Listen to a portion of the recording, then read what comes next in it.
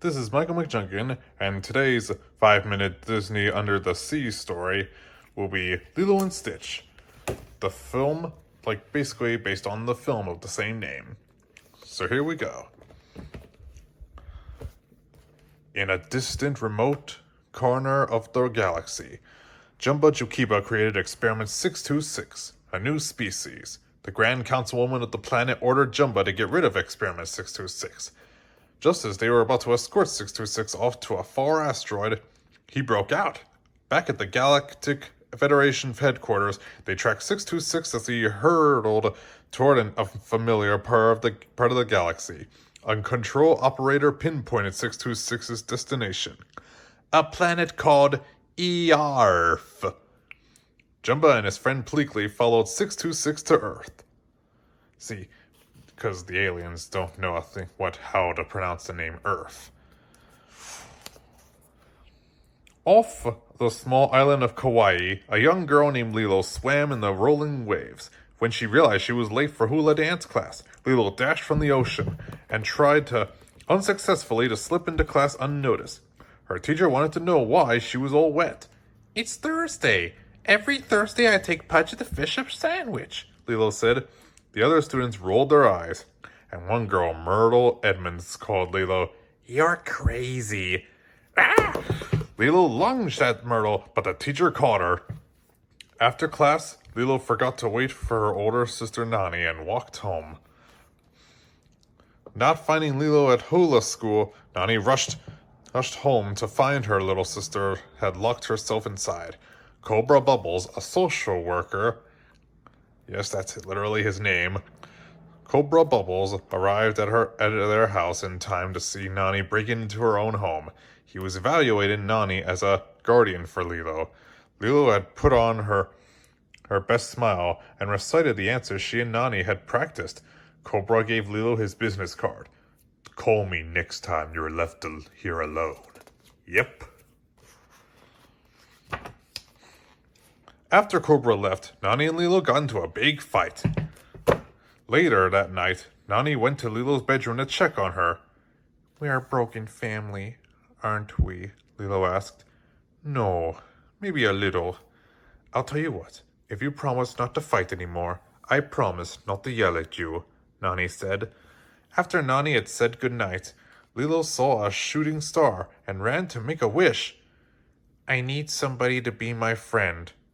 Someone who maybe send me an angel. The nicest angel you have, who won't go away," Lilo had wished. Hearing Lilo's wish, Nani had thought that maybe Lilo could use a playmate.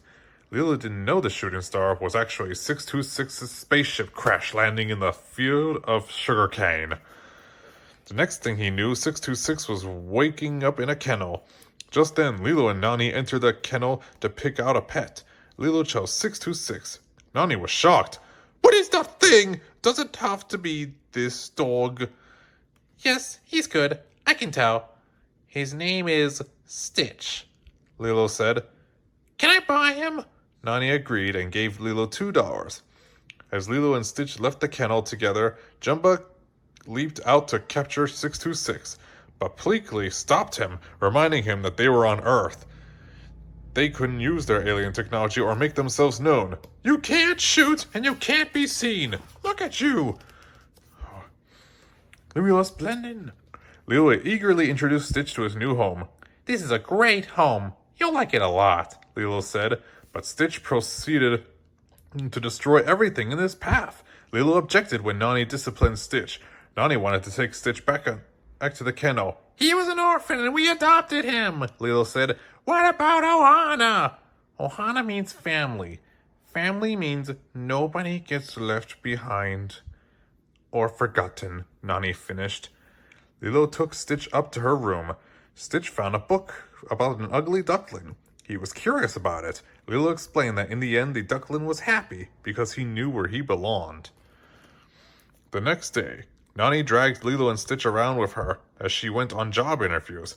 Lilo used the time to teach Stitch about her hero Elvis. She told him that Elvis was a model citizen, so he should practice being like Elvis. Stitch got started right away dancing and playing guitar, and he disrupted every interview.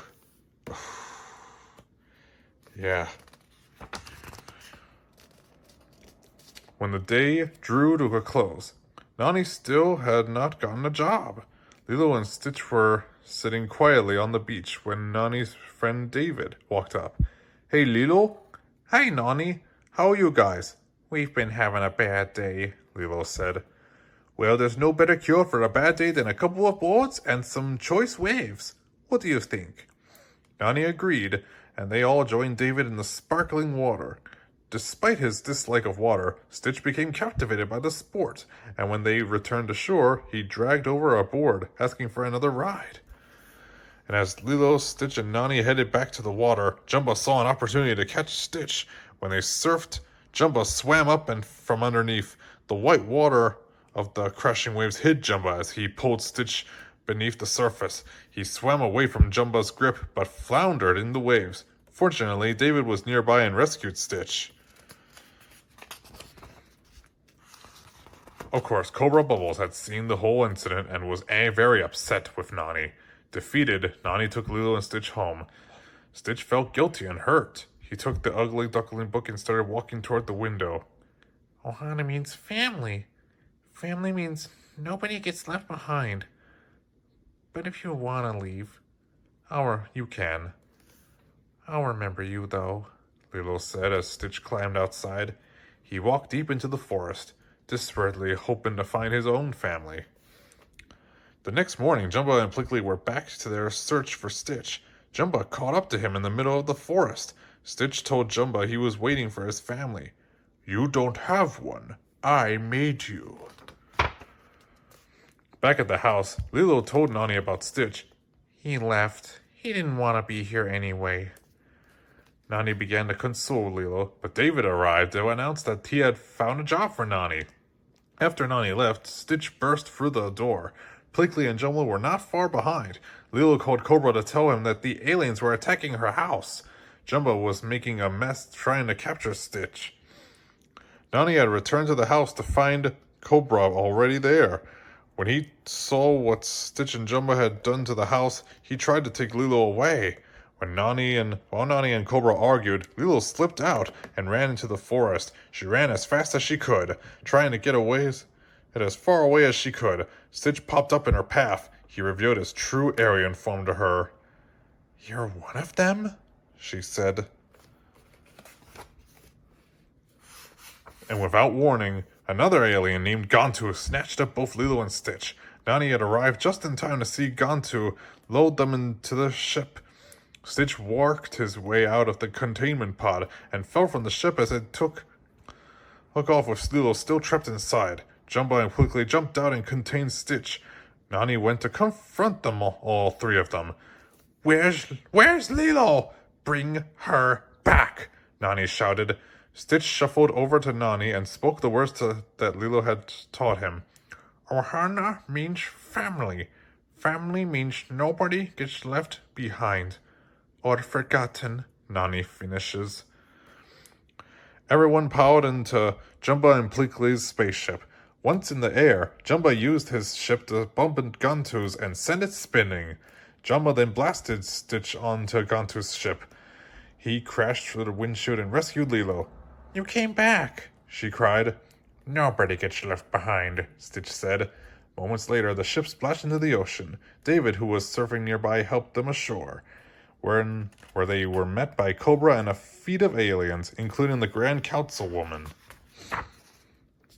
The Grand Councilwoman wanted to take Stitch back to their home planet, but Cobra stepped in. Lilo, didn't you buy that thing at the shelter? He asked. Lilo nodded. She approached the Grand Councilwoman, who decided to let Stitch stay with Lilo and Nani on Earth. Nani, Lilo, and Stitch were a real family. The spirit of Ohana had proved that anyone could belong. The end. Well, guys, hope you enjoyed hearing this, and I'll see you guys next time.